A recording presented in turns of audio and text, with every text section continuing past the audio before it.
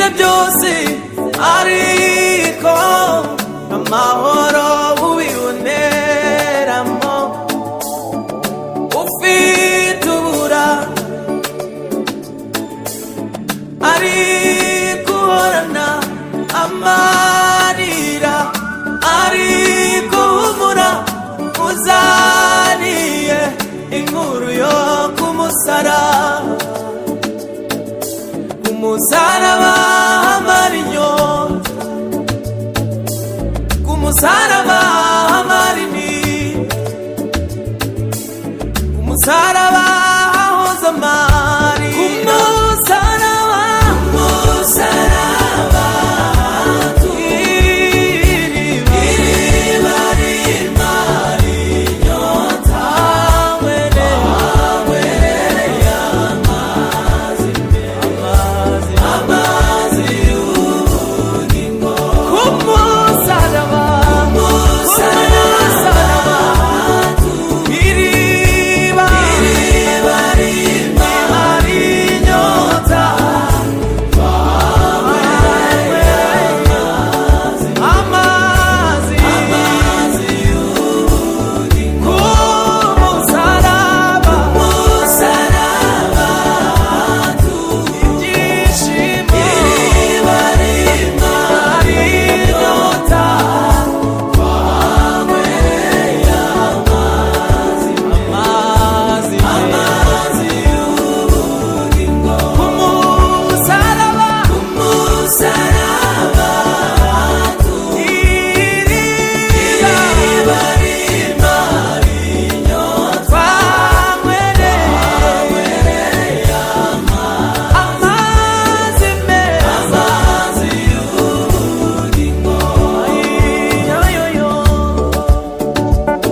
Shimwa Mana we, himbazwa, himbazwa Yesu we, urakwiriye gusingizwa Yesu we, wewe wemeye kudupfira, nukuri ntitwabona icyo tukugereranya nacyo. Oh haleluya. Kumusaraba haturuka amahoro asegereye, wahaboneye ibyiza gusa, izina ry'uwo mwami. Kumusaraba haturuka iriba rimara inyota, wahanywereye amazi meza, amazi y'ubugingo,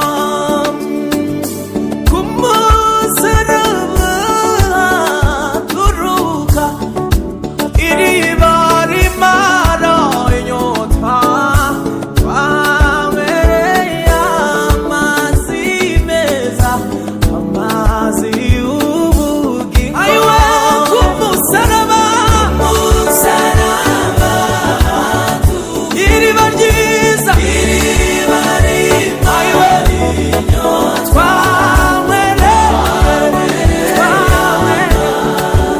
amazi meza, amazi y'ubugingo, kumusaraba, kumusaraba iriba ryiza, iriba rimara inyota, wanywereye amazi meza, amazi y'ubugingo, kumusaraba, kumusaraba iriba ritanga amahoro, waboneye ibyo dukenera byose, amazi n'ukuri, n'ukuri we, n'ukuri n'impamo we, n'impamo n'impamo we, iriba rimara inyota,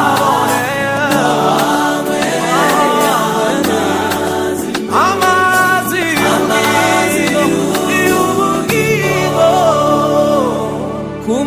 kumusaraba haturuka iriba rimara inyota, twahanywereye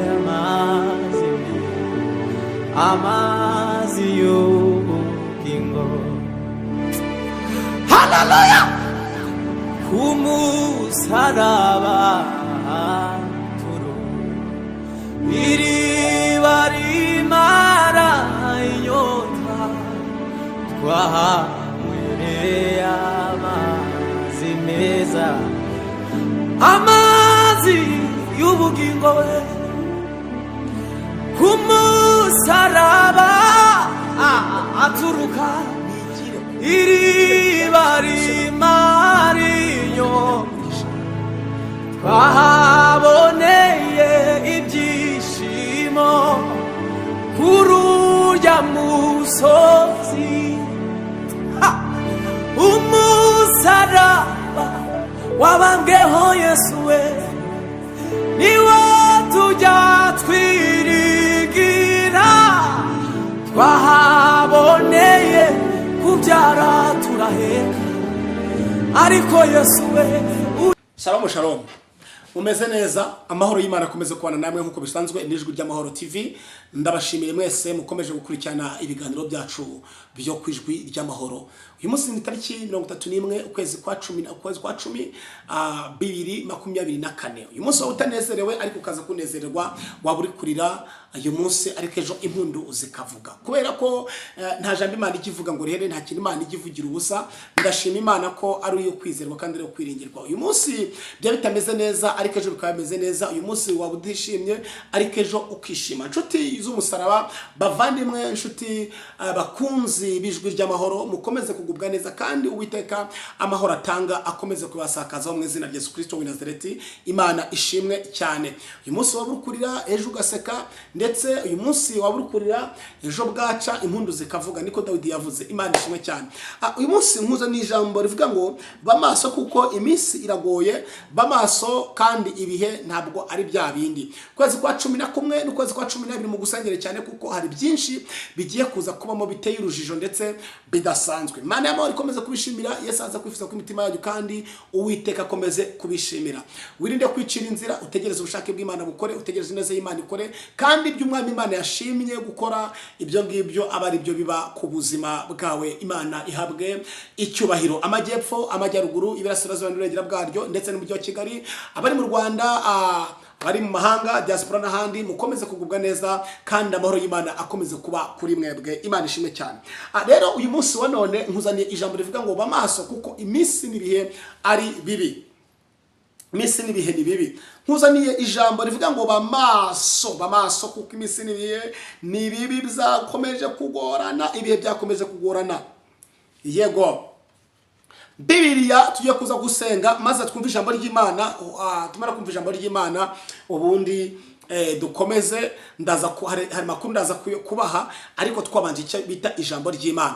Nshuti yanjye, Imana icyo ishaka ni ukugira ngo tube abantu badasanzwe, tube abantu bafite ibyanditswe muri be, tube abantu bafite ibyavuzwe n'Imana. Imana ishimwe cyane. Ibihe nk'ibi ngibi abantu benshi bararangaye, sinzi icyo barangariyemo, ariko naza kukubwira ngo kanguka murinzi we, dusenga wo gukesha, kanguka, kuko ibihe si byaba ibindi, amazi si yayandi. Imana ikumpera umugisha mwinshi cyane kandi Yesu aza kwifuza ku imitima wawe. Reka dusenge mu izina rya Yesu. Mana ndagushimiye kuri Imana y'amahoro, Imana yumva, Imana ireba, Imana ikora, Imana ifite ubutwari n'ubushobozi, Imana yihagije. Nciye bugufi ngushirwe hejuru, ukomeze guhimbazwa. Eza ubugingo bwanjye igiye kuvugira ijambo ryawe, weze buri kimwe cyose, maze ninarivuga rishinga imizi mu mitima yacu, ndetse abagiye kuryumva bahinduke rwose nkuko natwe rigomba ko nanjye rigiye kumhindura. Urakoze, komeza kubana natwe dushyigikira mu izina rya Yesu. Amen. Hanyuma nkubwira ngo nta byera ngo de. Abantu basiga bahisha ukuri ariko nta byera de, ntabwo wera de, nanjye ntabwo nera de. Twese turabajyabyaha muri rusange. Hari igihe ujya kubona ukumva umuntu aravuze ngo ibi byaha byanyu bimaze kuba byinshi, kandi nawe ni umunyabyaha. Ahubwo tujye tuvuga ngo ibyaha byacu bimaze kuba byinshi. Nanjye uri kubasomera ijambo ry'Imana ryo no kubabwiriza, ntabwo nera de, ndi umunyabyaha, ariko kubw'amaraso ya Yesu Kristo anyeza Uwiteka. Nawe akwezi ugiye gukora iki kiganiro, Imana iguha umugisha kandi ishyigikire, twumva ijambo ry'Imana kora subscribe niba ngombwa ushyire kuri stati yawe, ushyireho kuri stati yawe maze iri jambo ry'Imana, kuko muri ibi bihe ibiganiro abantu bari gukora nta jambo ry'Imana riri kuba ririmo. Satani ari gushaka kugira ngo ajijishe abantu ntibumve ijambo ry'iki, ntibumve ijambo ry'Imana. Ubushize nk'uko Imana yari amambwiye ngo ubu systeme nubatse nk'uko Imana yanyoboye gukora, nuko nzajya mbwiriza ijambo ry'Imana, ibindi biganiro bikaza après y'ijambo ry'Imana. Imana ishimwe cyane.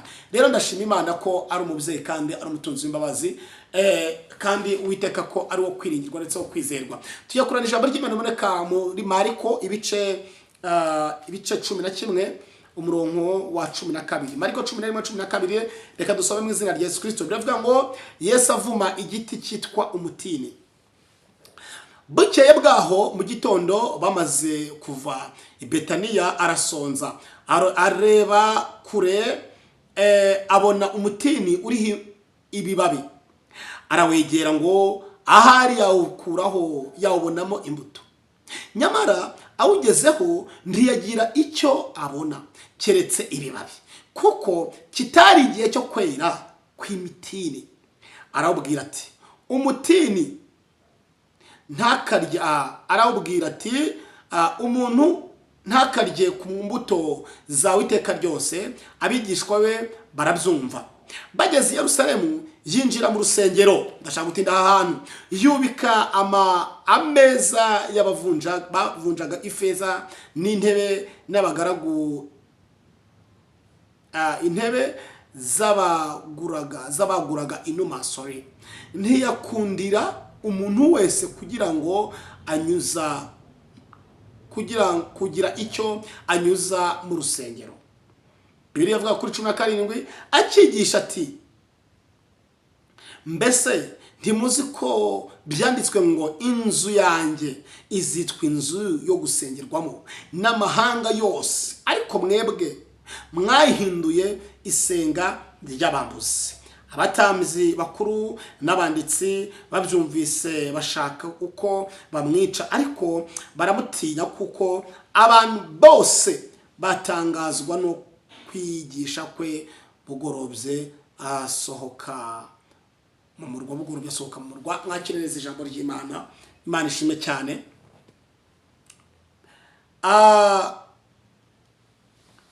Bibiliya iratubwiye ngo uyu mugabo cyangwa se uyu musore witwa Yesu ngo bwakeye mu gitondo ari kumwe n'abigishwa avuye i Betaniya. Avuye i Betaniya ngo aza kwitegereza arebe igiti kiri ngo arasonza. Avuye i Betaniya, urumva bari bakoze urugendo rurerure, ngo ageze mu murwa aho hafi yaho bari bagiye ngo arasonza. Amaze gusonza ngo yitegereza igiti cy'umutini kiri hakurya, ngo akitegereze agira ngo murabizi ko uyu umuntu ashonje abagira ngo abakeneye ikintu yafata aramira ashyira mu nda ye. Ngo Yesu yitegereza igiti cy'umutini, akirebye asanga nta mbuto gifite. Akirebye abona kuntu gitoshe, abona kuntu kimeze neza, abona kuntu gihagaze neza, abona kuntu giteye hafi y'amazi, kitakagombye kuba kidafite imbuto. Ngo Yesu biramubabaza, arangije aravuga ngo umuntu wese ntakarye ku mbuto zo kuri uyu mutini. Mu yandi magambo, icyo cyakagombye kuba kimariye ntacyo kimariye kandi ntacyo cyabuze. Dear friend, umva nkubwire aya magambo. Mu buzima busanzwe ntacyo waburanye Yesu. Yesu yarakwitegereje, abona kuntu umeze neza, abona kuntu ufite akazi keza, abona kuntu wambara neza, abona kuntu yaguhaye abana, abona kuntu yaguhaye urugo, abona kuntu yaguhaye akazi. Oh Mesiya. Ariko kwitegereje muri wowe, arangije abuze imbuto muri wowe, hakwitegereje buri imbuto. Uyu munsi wa none ndakwinginga kubw'imbabazi z'Imana, iyi tariki 31 ukwezi kwa 10, kubw'imbabazi z'Imana, tariki 31 ukwezi kwa 10, uyu munsi mu kwezi kwa 10 nako tugiye gutangira, ndakwinginga kubw'imbabazi z'Imana uze kugira icyo bite imbuto. Imbuto zirakenewe. Kuba ufite warize nta mbuto ntacyo bimaze, kuba ufite amafaranga nta mbuto ufite ntacyo bimaze, kuba bakubaha abantu bose bakavuga ati wow nta mbuto ntacyo bimaze. Nje kukubwira ndakubwira ngo uhereye none hindura icyerekezo ugira imbuto kuko Yesu nizo ashaka. Ntabwo ashaka amafaranga yawe. Ayo mafaranga ni ibibabi, ayo mashuri ni ibibabi, ibyo myambaro wambara ukambara neza ukaberwa ni ibibabi, iyo modoka ni ibibabi. Dore igifite agaciro ni imbuto nziza. Imana ishimwe cyane. Rero ngo Yesu yitegereje, aritegereza arareba aravuga ati ariko se kubera iki nge ndaza kubura imbuto hangaha, iki giti ko ntacyo ntakiburanye inshuti yanjye, kubera iki utari gusenga? Yesu niki wamuburanye? Iki giti cyari giteye ahantu heza, ngo ariko Yesu ngo akigereho ngo yitegereze areba avuga se ibi ni ibiki koko? Asanga nta mbuto kigira, asanga nta mbuto cyeze. Yesu yaguhaye akazi ariko ntiweze imbuto mu kazi. Yesu yaguhaye amafaranga ntiweze imbuto muri ayo mafaranga. Ayasile shileba, ndumva nezerewe Imana. Haleluya. Yesu ntacyo atagukoreye, ariko uragiye uraryamye urasinziriye rwose ntiwareba. Ngutangarize ngo uhereye none nutagira imbuto Kristo araza gute yekomereze, kandi kuko ntacyo yakwimiye, nta rwireguzo ufite. Iki giti biravuga ngo hari mu gihe kitari cyo kwera, ariko cyari gitoshe. Mu yandi magambo, mu gihe abandi bari bakennye, mu gihe abandi babuze akazi, mu gihe abandi kubyara byanze, ariko wowe ntacyo wari ubuze. Byanze wowe byose urabibonye, abandi bizaranze wowe biremera, ariko Yesu ari kuza agasanga no gutuka Imana. Abandi nta kazi bafite bari gushima Imana, ariko wowe gutuka Imana kandi ufite n'akazi. Nta bumuga ufite, abandi hari abantu bafite ubumuga bari kuvuga ngo Mana urera, ariko ntabwo uravuga Imana neza. Ibyo byababaje Yesu, asiga avumye icyo giti cyitwa umutini. Talasile shileba randreba la silendrem ne haibo sileba. Ndumva nkunze Imana cyane. Nshuti yanjye uraza kureba iki kiganiro, uhereye none ufata ikindi cyerekezo, ufata icyerekezo ubwire Yesu, ubwe ngo Yesu kubw'imbabazi zawe n'urukundo rwawe ndakeneye icyo bita kuba umutini, ndakeneye kuba nk'uyu mutini wera imbuto. Imana ishimwe, era imbuto zikwiriye.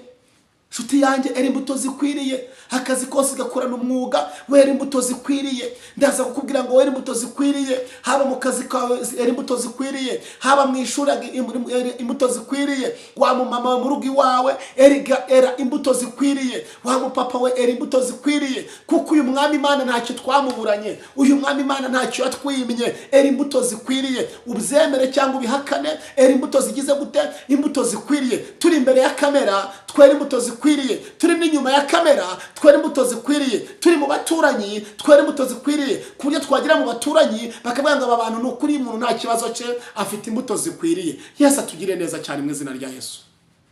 Haleluya, haleluya. Kubw'imbabazi z'Imana mureke twera imbuto zikwiriye. Nshuti yanjye mureke twisubireho. Imana idukoresha iby'ubutwari, Imana iduhagarareho, Imana idushigikire. Uyu mwanya mfashe icyemezo ndivuga ngo Mana nanjye ubwanjye mbakwera imbuto zikwiriye. Imana iduhagarareho. Ku kwezi kwa 11 no ku kwezi kwa 10 mbatangarize ngo hagiye kuba impanuka z'imodokari ziteye ubwoba. Nshuti yanjye uraba maso usenge, urabe maso usenge ukubita amavi hasi usenga, kuko ibihe mwari mumenyereye si byabindi, ibihe mwari mumenyereye si byabindi. Bagenzi mugenda abantu mutega amamodoka, muntu ufite imodoka ye, muntu ufite moto ye, muntu ufite ukora urugendo yambuka ajya mu turere ajya mu tundi. Ndagutangariza nudasenga, Satani yamenye abadayimoni mu muhanda bo guteza impanuka mu buryo buteye ubwoba. Era imbuto zikwiriye bihanye. Numara kwera izo mbuto zikwiriye bihanye, umwami Imana azakora ibirenze ibyo utekereza. Biravuga ngo amaze kukivuma icyo giti, ngabigishwa baratangara ngo mbese bagiye kugaruka basanga cyarumye, akivumye kiruma. Nshuti yanjye kamubwire, Uwiteka atarakuvuma muhindukire, Uwiteka atarakuvuma uburakari bw'Uwiteka butarakuzaho, tangira ufate ikindi cyemezo kidasanzwe, kubera yuko nta Imana yakwimye. Iguhaye amafaranga wize gusambana, iguhaye akazi wize gukora ubukozi bw'ibibi, Uwiteka atarakuvuma. Tarashile shile boniva udasileba. Bamuri bamwe bahesha Imana icyubahiro, Uwiteka atarakuvuma. Bamuri bamwe bavuga ngo Uwiteka nguciriye bugufi ya kandi ndaguhindukiriye ndakugarukiye. Uwiteka atarakuvugaho ijambo ribi rikomeye. Bwira Imana ngo Mana ndakwemereye mu mutima wanjye. Nubwo nsenga nasengaga ndi kujijisha, nubwo nagira gute najijishaga, ariko rero none mbabarira. Uwiteka atarakuvuma, wera imbuto zikwiriye abihannye, mukaza abantu bazi ko uri mwiza ariko nawe urabizi ko utari mwiza. Ibyo ukora ntibihesha Imana icyubahiro. Wa musore we ko ibyo ukora ntibihesha Imana icyubahiro. Ubutinganyi bwakubanye ubutinganyi, urikinisha ku manywa na nijoro. Wa mukobwa urikinisha amanywa na nijoro, tarasile chandele banidosile drare. Wa mugore ntugitinya kwikinisha ufite umugabo, wa mugabo ntugitinya gukora ubukozi bwe ufite umugore. Mureke duhindukire Uwiteka, Imana yagira ibambe n'imbabazi, ibyaha byagabanyuka, ineza y'Imana ikatuzaho, twatakamba wenda Imana ikadukiriza ubuzima, kakiza ubugingo bwacu, ikarengera isi muri rusange, karengera igihugu cyacu, ikaduhagararaho. Mureke dusenga Imana, turwanye ibizira ku buzima bwacu. Haleluya. Ubundi kankubwire inshuti yanjye, kabanze nkubwire iki kintu. Ubwiza budahesha Imana icyubahiro, ubwo bwiza bwose ni zero. Amafaranga yose wagira atarimo guheresha Imana icyubahiro, ibyo byose ni zero. Wibuke ko ku munsi w'urubanza Uwiteka azabikubaza. Ndabizi ko wenda kureba iki kiganiro kuko ntabwo mukunda ibiganiro by'ijanye n'iyobokamana. Umuntu ageze hari agashyiraho ibiteye isoni, akambara ubusa, ibyo mwabireba ndetse mushishikaye. Ariko umuntu babwira ngo ubwami bw'Imana buri hafi, ni mube maso. Ntabwo mukeneye kubyumva. Ngo ku bwa Nowa bararyaga, baranwaga, barashyingiranaga. Nibyo mu bihe nk'ibi ngibi turimo. Ariko ni mutaba maso. Mwami Imana aje vuba kandi bidatinze. Reka maze nkubwire, mu by'ukuri hari igihe nanjye nkora ibiganiro, nkakora ibiganiro ku nkuru runaka, ndanashima Imana ko Imana igeze intuma ko umuhano w'Imana bamufunze kwezi kwa 10 tariki 8 n'Imana yabimbwiye, ndaza ndabitangaza ndabivuga. Ndashima Imana yuko yabikoze. Ariko mu by'ukuri icyo ndi kuza kuvuga nuko icyo twakora cyose, ibyo twareba byose, dufate ibidufitiye inyungu kuruta ibidufitiye inyungu. Kuruta ibidufitiye iki inyungu. Turebe ibintu bidufitiye inyungu, abari byo dukurikirane cyane. Ibintu ngo nyirakanaka yaguye hasi,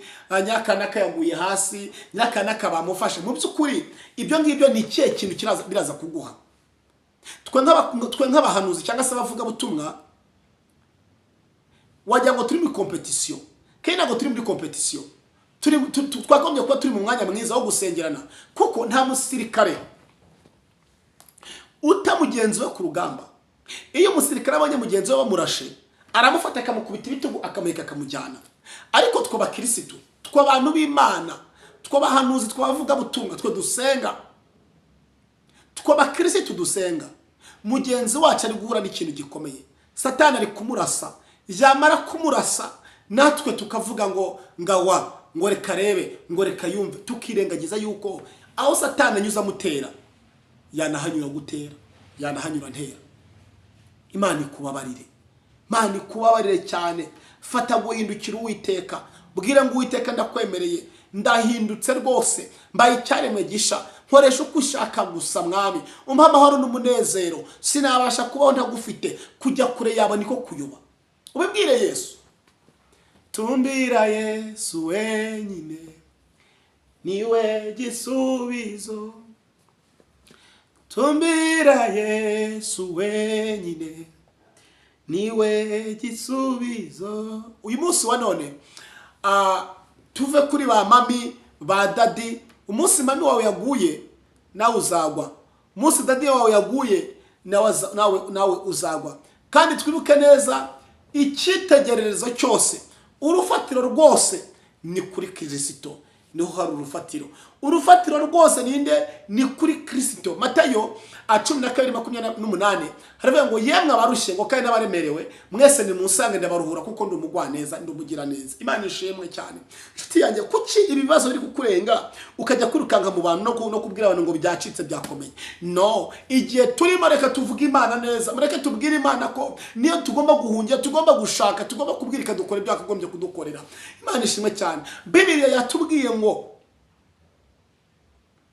niba barushe n'abaremere bose basanga Yesu akabaruhura, uwize n'utarize no gusanga Yesu, ukiza n'ukennye no gushaka Yesu, ufite amafaranga, afite amashuri yarayize, afite abana n'iki byose abifite, ariko nawe ararushye, Yesu yamuruhura mu mutima.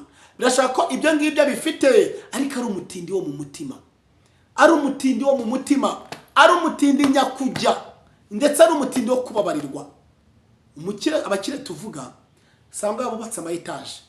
Abakire tuvuga muri Yohana urwandiko mu Yobu 28, muri Yobu 28 ibice 28 umurongo 28, Bibiliya irambwira ngo maze ibwira umuntu uti ngo dore kubaho Uwiteka niryo shingiro ry'ubwenge, ngo kandi kuva mu bizaha niko kujijuka. Naje gusanga rero kubaho Uwiteka nibwo bwenge, kuba warize ariko ukaba wubaha Uwiteka nibwo bwenge, ko ufite bachelor muri runaka, kuri doctor runaka mu buvuzi, kuri doctor runaka mu biki byose, ariko udasenga Imana, ibyo ntabwo ubwenge bw'ijuru ntabwo ufite ubwisi, ariko hari icyo ukubura kimwe, kandi icyo ngicyo ukubura nicyo cyagaciro kuruta ibindi byose. Ijambo ry'Imana rambwira ngo mbese byakumurira iki gutunga iby'isi ariko ukabura ubugingo? Ntacyo byatumarira. Nshuti yanjye kankubwire, nushaka usambana ugira gutarika igitondo kimwe, umunsi umwe uzabona ko wibeshe. Nushaka utingana ibyo birakureba, ariko igitondo kimwe uzabona ko wibeshe. Nshuti yanjye, uzabona ko wibeshe. Nshuti yanjye, uzabona ko wibeshe. Nshuti yanjye, uzabona ko wibeshe. Nshuti yanjye, uko niko kuri. Rero ngiye nkubwire aya magambo, ngende yakubwiye nkubwize ukuri. Uku kwezi kwa 11, uku kwezi kwa 12 2025, mbabwize ukuri haracu wambaye talashi elentredema do vlentre do shalablahayi do shirebaje. Ndashima Imana, abasenga bazarushaho gusenga, abaguye nibadahindukira ngo babe beza bazarushaho kuba babi. Kandi ku kwezi kwa 11 kwa 12 mube maso, hari umuntu ukomeye mu bijyanye mu bavuga butumwa, mu baririmbyi ndetse n'ahandi, mwaba bakina amafilime ibintu bisanzwe. Hari ugiye kugenda ndetse bimutunguye,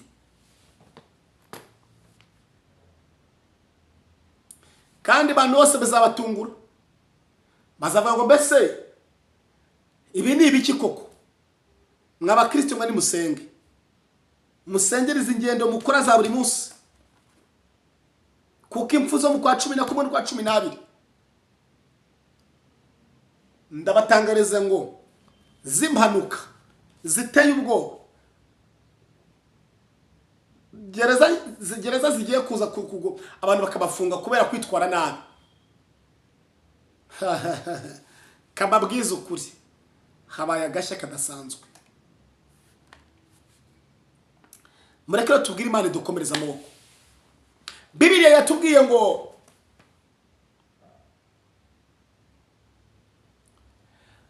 amanutse gatoya ngagera ahantu mu rusengero, asanga yabaye iguriro, asanga hana abavunjayi barimo.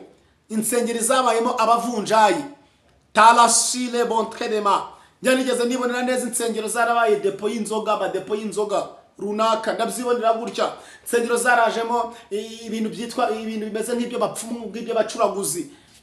Mbwira Imana ngo ibi ni ibiki? Hera hanjye haranduye, hera hamaze kwandura, kizira kinjiye ahera. Mana dutabare. Abantu ntibagitinya kujya gusirimba banyweye kanyanga, abantu ntibakijya gusirimba ku ruhimbi banyweye urumogi, ntibagitinya kujya gusirimba ku ruhimbi banyweye inzoga zikomeye. Nshuti zanjye, mwabashumba mwe muri kwiyahuza amave, ayo mave mwashize ku bitanda mukayashyira ku misego, ayo mave mwashize mu tubati. Reka mbabwire Uwiteka aje kubatamaza. Izo nzoga mwaze gushaka ku tubati, ayo mave Uwiteka aje kubatamaza. Ibyo mwakora byose mumenya ngo Uwiteka aje kubatamaza. Kandi ntabyo kuvuga yabakubise ikinze yegetseho murayisuzugura, ariko igiye kuba kubitirangaje. Imana yabakubise yegetseho mwanga kumva, igiye kuba kubitirangaje, kandi n'impfu zigiye kubabana nyinshi. Mwabeshya Imana, mwanze kuba abapagani ngo bamenye ko bari muri abapagani, mwanga kwerura ngo bamenye ko mweruye. Ijambo ry'Imana muri Yohana ibice 3:14 wa 15 harambwira ngo uwitamena muri bo ameze nk'urutovu, ngo kandi ngo umuntu wese ariko witamena muri we ngameze nk'umubi ngameze nk'ikibi ngo kandi ngo nzi imirimo yawe ngo nzi kudakonje ngo kandi ntubire nzi kudashyushye kandi ntukonje kuko rero udakonje kandi ntubire ngiye kukuruka mwabashumba Imana igiye kubaruka mbabwire igiye kubaruka intama mwavunaguye intama mwaroshe intama mwirukankanye tarasidele mantraboto sireva mwabashumba Imana igiye kubaruka igiye guhera ruhande igiye guhera mu mujyi igiye guhera mu cyaro igeze mu mujyi mwabashumba Imana igiye kubaruka kuko ibyo mwakoze murimo gukorera intama ibyo mu kurya intama mukarya imfubyi mukarya abapfakazi kandi mugakomeza guheka isanduku y'Imana umva mbabwire mumva kamabwiza ukuri kuyampamagaye Yesu aratambutse kandi atambukanye igikoni kinini agiye kubakubita kandi arabakubita agusha arakubita agusha mugiye kwanama mwabashumba mwe mugiye kwanama aba mu cyaro nabo mu mujyi mugiye kwanama izo nzoga mwagiye mwishira hanga mukarenganya abakene naduke mukatubima naduke mukaturya mukarya impano z'abandi umva mbabwire insengero zabaye iguriro ariko Uwiteka ngo byaramubabaje arangiza aragendera kwita arasohora ibyo byiguriro aravuga ngo inzu yanjye si inzu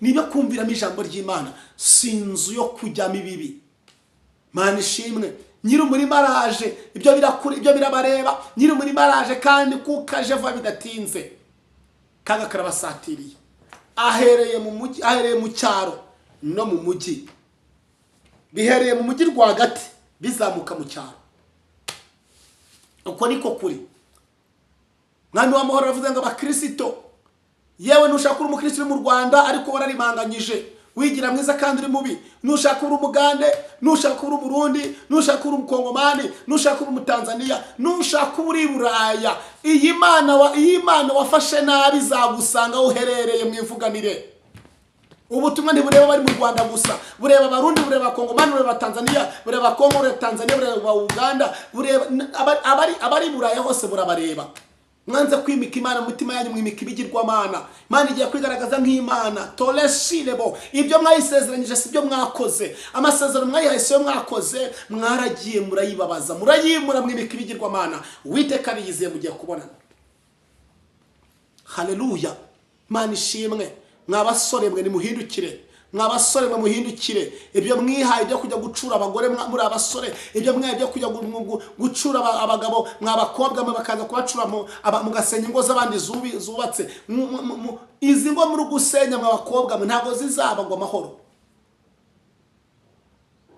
usenge mwabagabo mwe mwanze kwemera mwanga kuhindukira Uwiteka mwanga kugira ngo Imana ibayobore muraje murebe murimo murahanurira kuri mitsingi murahanurira muri kanyanga mukarimbane ibyo byose mukabikeneraho Uwiteka araje ari bugufi Mana ushima kubwi message Mana ushima kubwi message niba ari ikintu kiriho ntago mucyumva ijambo ry'Imana murimo murumva ibijyanye n'inkuru ngo byacitse ngo hahiye kambabwiza ukuri muraje murebe ngo hahiye uraje ushaho muraje mushye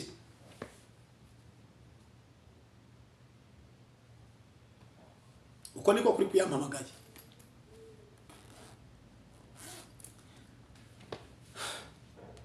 uko niko kuri Imana niyo kwizerwa Imana niyo kwiringirwa mbatangarize ngo mukomeze gusenga mukomeze mube maso ndetse mukomeze kuvuga ngo Uwiteka niwe Mana kandi niyo kwiringirwa Imana ihabwa icubahiro wowe ufite uburwayi bwanze gukira Yesu ni umwami kandi arashoboye wowe ufite wabuze icyerekezo Yesu nutanga icyerekezo uyu munsi abantu b'Imana mureke duhindukire Uwiteka Aburahamu yaravuze ngo Imana igiye kurimba Sodoma na Gomora mureke Aburahamu yararize aratakamba aravuga ngo mbese habonetsemo 50 wabarimbura mureke Imana aravuga ngo ntinabarimbura habonetsemo 30 aravuga ngo ya habonetsemo 20 aravuga ngo si yaharimbura kababwiza ukuri nihaboneka bake batakambira Imana hari inkoni y'Uwiteka iraza guhosha Imana ibaha umugisha Uwiteka bahagarareho kandi Yesu aganze ahaza kwifuza ko imitima yanyu Uwiteka bashyigikire mu izina rya Yesu mubeho mwongere mubeho kandi amore akomeze kubana namwe kora subscribe kujwi ry'amahoro ndetse usharinga ibiganiro byacu kora subscribe kujwi